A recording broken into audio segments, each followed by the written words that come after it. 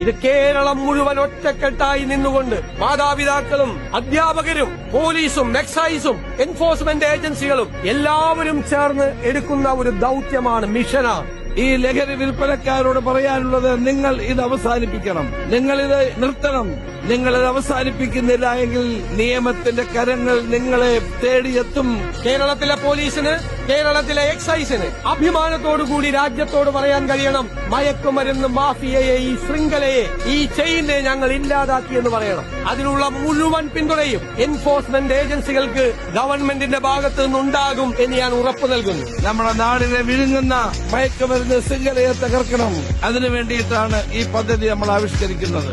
ഇതിന്റെ അപകടത്തെക്കുറിച്ച് കുഞ്ഞുങ്ങളെ കൊണ്ട് മനസ്സിലാക്കിക്കുക. അതിൽ അധ്യാപകർക്കും രക്ഷകർത്താക്കൾക്കും എൻജിഒകൾക്കും വിവിധ ഏജൻസികൾക്കും എല്ലാവർക്കും പങ്കുണ്ട്. ഇതൊരു ഇന്റഗ്രേറ്റഡ് വാറാണ്. പോലീസ് മാത്രം വിചാരിച്ചാൽ നടക്കില്ല. എക്സൈസും വിദ്യാഭ്യാസ വകുപ്പും ആരോഗ്യ വകുപ്പും എല്ലാം ചേർന്നുകൊണ്ടുള്ള സർക്കാരിന്റെ ഒരു പരിപാടിയാണ്. എല്ലാവരും ഒരുമിച്ച് ചേർന്ന് നിന്നുകൊണ്ട് കേരളം ഒറ്റക്കെട്ടായി ഞങ്ങളുടെ കുഞ്ഞുങ്ങളെ, ഞങ്ങളുടെ മക്കളെ കൊലയ്ക്ക് കൊടുക്കാൻ സമ്മതിക്കില്ല എന്ന് പ്രഖ്യാപിച്ചുകൊണ്ട് നടക്കുന്ന ഒരു പദ്ധതിയാണ് operation Toofan, the narco hunt.